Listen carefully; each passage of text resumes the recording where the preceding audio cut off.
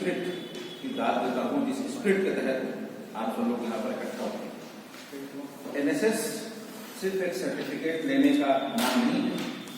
हमारे मुल्क में क्योंकि ज्यादातर लोग काम सिर्फ दिखाने के लिए करते हैं, तो उसमें सर्टिफिकेट एक अहम चीज बन जाती है। आप ये दिखाते हैं भाई मैंने एनएसएस का सर्टिफिकेट लिया, लेकिन उससे भी कहीं इंपॉर्टेंट ये बात होती है कि एनएसएस में आपने सेवा क्या की है।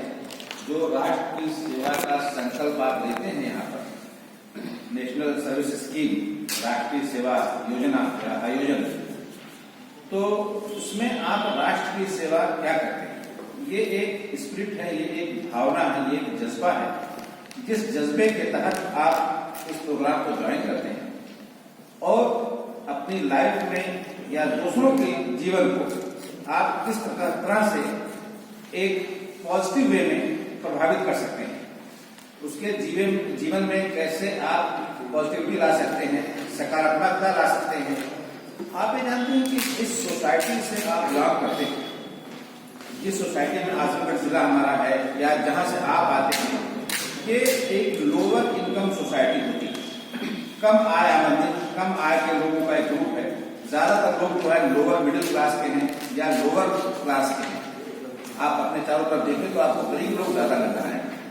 और ये आम आदमी की जो मानसिक दशा होती है कि गरीब आदमी ज्यादा नकारात्मक सोच रखता है, उसके अंदर नकारात्मकता आ जाती है। समाज के तई, अपने तई हमेशा कहता है कि मैं क्या कर सकता हूँ, मेरे साथ ऐसा क्यों हुआ, मैं गरीब क्यों हो गया। तो जब आप एक वॉलंटियर की हैसियत से उनके बीच में जाते हैं, अपने समाज के लोगों के बीच में जाते हैं, तो आपका ये दायित्व बनता है कि उस नकारात्मक सोच को किस प्रकार से सकारात्मक सोच में बदल दें। यही एक राष्ट्र के तई आपका योगदान होता है। आप इस उम्र में जाहिर है कि अभी कोई बहुत बड़ी सेवा नहीं दे सकते। आप अभी स्टूडेंट हैं, पढ़ रहे हैं, अभी 2-4 साल आपको और लगेंगे अपनी पढ़ाई को पूरा करने में। तो ऐसे में इस वक्त आपका जो दायित्व समाज के तई वो यही है कि आप समाज में सकारात्मक सोच को बढ़ाइए। लोगों से जब भी आप सेवा के भाव से मिलें, तो उनके जीवन की जो भी बुद्धियां हैं, जो भी परेशानियां हैं, उनसे आप इस प्रकार से बात करें तो उनको लगने लगे कि नहीं, मैं भी इस समाज का एक ऐसा अंग हूं जो समाज के लिए कुछ कर सकता हूं, मैं बेकार नहीं हूं।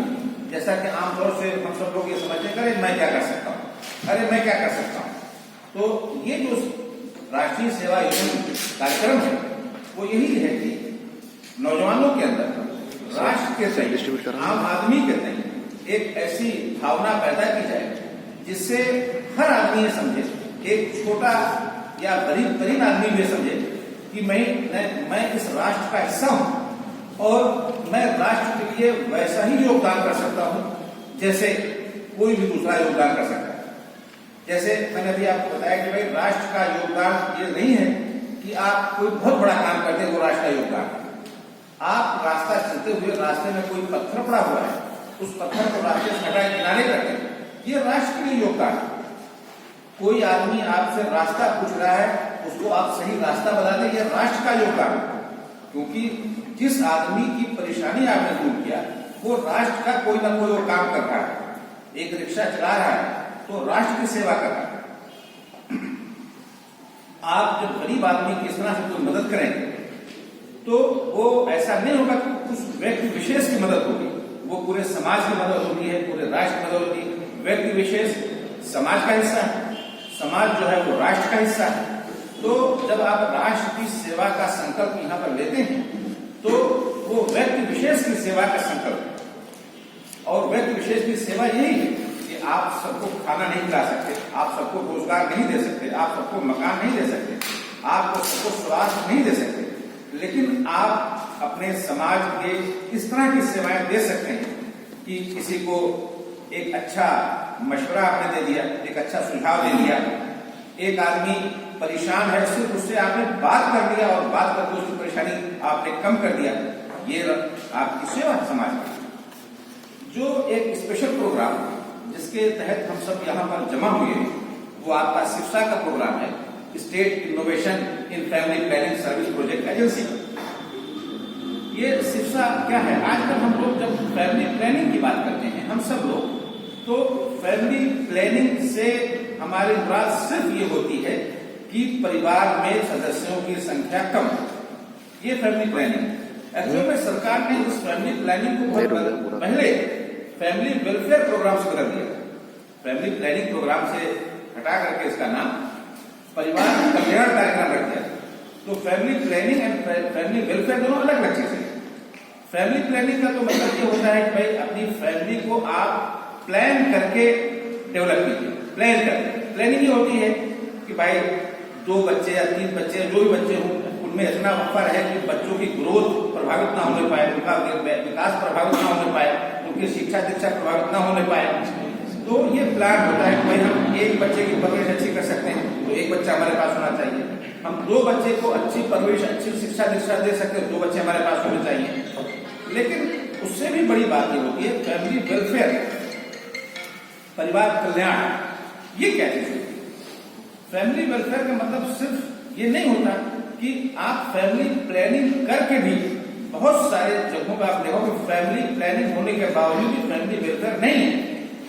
और बहुत सारे परिवार में आप देखेंगे फैमिली प्लानिंग नहीं है लेकिन फैमिली वेलफेयर है, परिवार कल्याण है। परिवार कल्याण का अर्थ ये होता है कि परिवार के हर सदस्य को, जो भी आपके अंदर हैं, जो आपके परिवार में हैं, उनको आप जीवन की कितनी सुविधाएं उपलब्ध करा सकते हैं, वो फैमिली वेलफेयर है। आप उनको अच्छा कपड़ा पहना सकते हैं, आप उनको अच्छी दवा दे सकते हैं, आप उनको अच्छी शिक्षा दे सकते हैं, आप उनको अच्छा संस्कार दे सकते हैं। ये फैमिली वेलफेयर।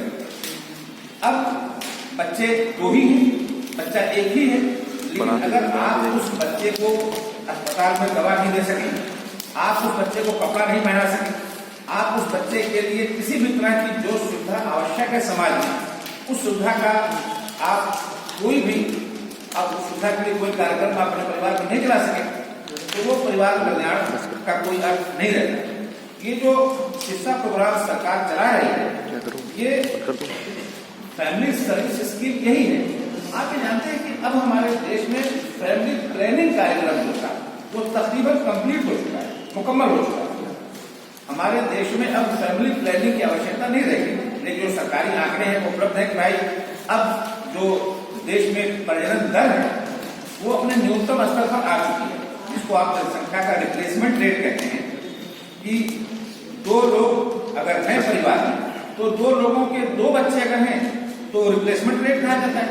रिप्लेसमेंट मतलब 2 मर जाएंगे तभी 2 ही रहेंगे, फिर इन 2 लोगों के, एक मर्द और एक औरत, तो 2 बच्चे होंगे, तो फिर वो 2 मर जाएंगे तो यही 2 रहेंगे।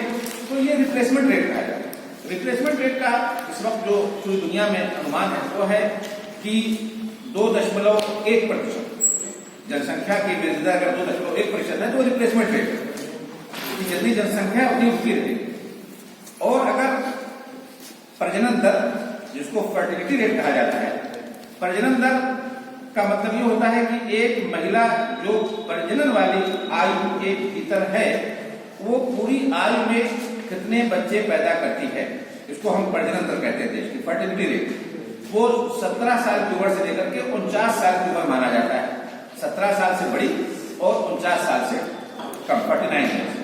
हमारे देश में, पूरी दुनिया में ये माना जाता है कि अगर प्रजनन दर 2.1 या 2 है एक परिवार की, 2 लोगों की, तो जनसंख्या को स्थिर रखने वाली दर एक कही जाती है। जनसंख्या स्थिर हो जाएगी, जनसंख्या बढ़ेगी नहीं, जितनी है उतनी पे। अगर 2.1 से ज्यादा है प्रजनन दर तो जनसंख्या उसी अनुपात में बढ़ेगी।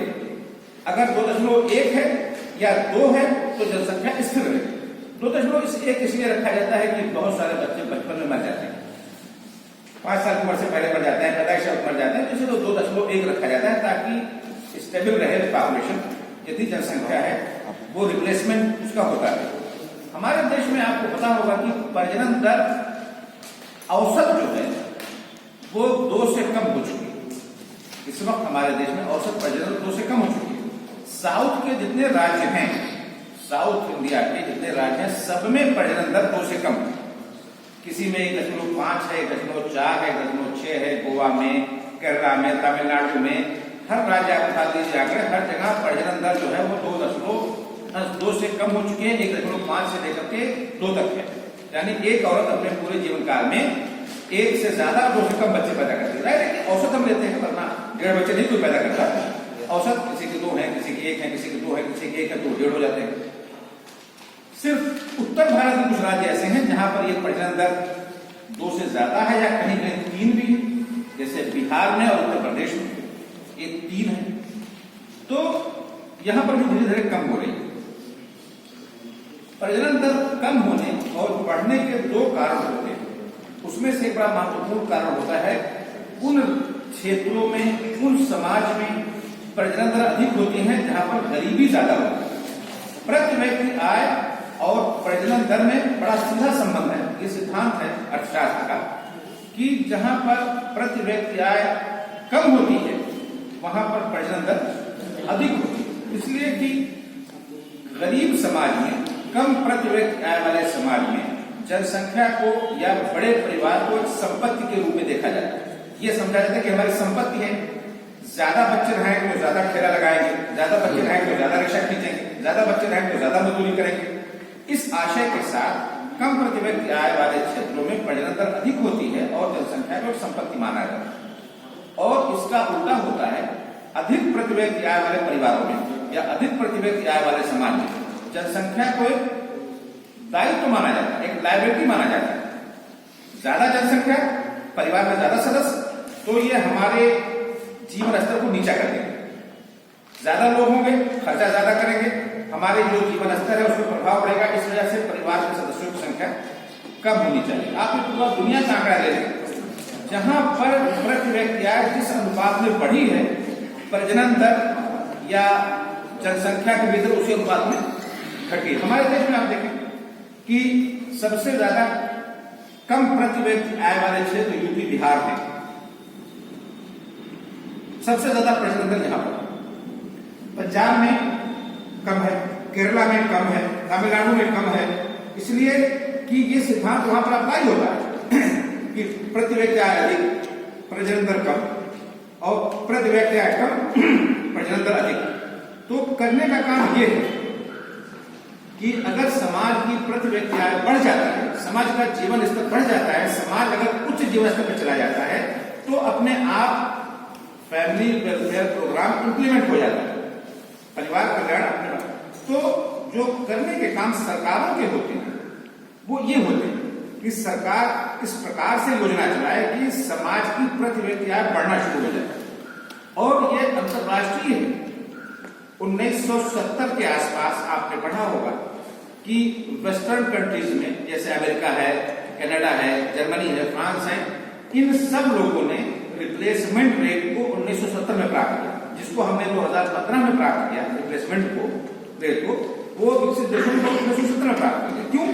इसलिए 1970 में उनकी प्रति व्यक्ति आय इतनी ऊंची हो चुकी थी कि उन्होंने जनसंख्या को 1 या 2 तक सीमित कर दिया, अपने परिवार के सदस्यों को 1 या 2 तक सीमित कर दिया। वजह उसकी यही थी कि अगर परिवार में 1 से ज्यादा सदस्य होंगे तो जीवन स्तर में ये गिरावट आ जाएगी, स्टैंडर्ड ऑफ लिविंग नीचा हो जाएगा। और हमने ये चीज अभी 2015 में किसी हद तक प्राप्त की, पूरे देश में अभी हम नहीं प्राप्त कर सकते हैं, लेकिन ये अनुमान है कि 2022 तक हम इसको प्राप्त कर लेंगे, यानी हमारी जनसंख्या स्थिर हो जाएगी। और अब उसके बाद 2030 आते आते हमारी जनसंख्या में फिर गिरावट या ऋणात्मक वृद्धि शुरू हो जाएगी। ये हमारा भारत सरकार का अनुमान है, जो हमारे प्लानर्स हैं का अनुमान है।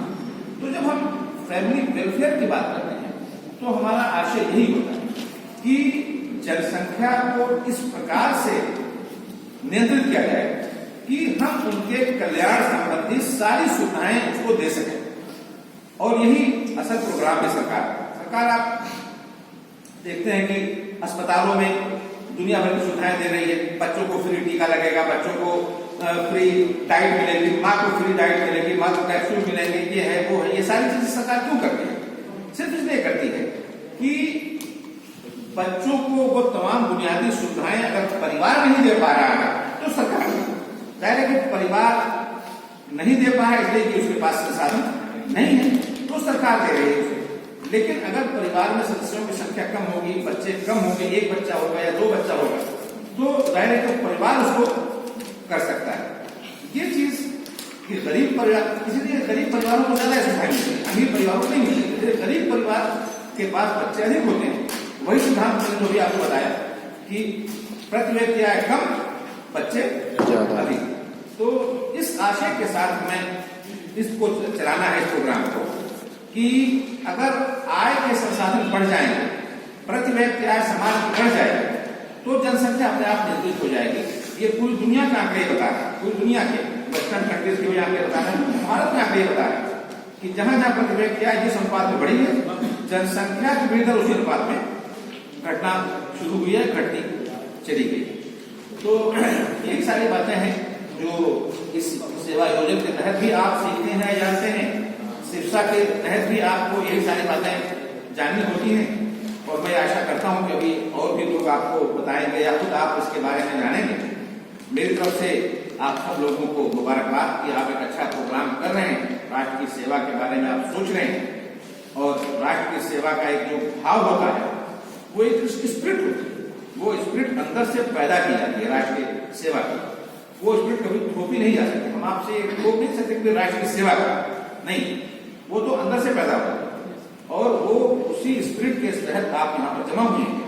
मैं चाहता हूँ कि वो स्पिरिट और ज्यादा बलवान हो और ज्यादा शक्तिशाली हो, ताकि आप वो स्पिरिट यहाँ से निकले तो और लोगों के अंदर पैदा कर सके, जो लोग यहाँ पर नहीं आए हैं, जो लोग इस योजना में भाग नहीं ले सके, वो लोग भी इस योजना का हिस्सा बन जाए।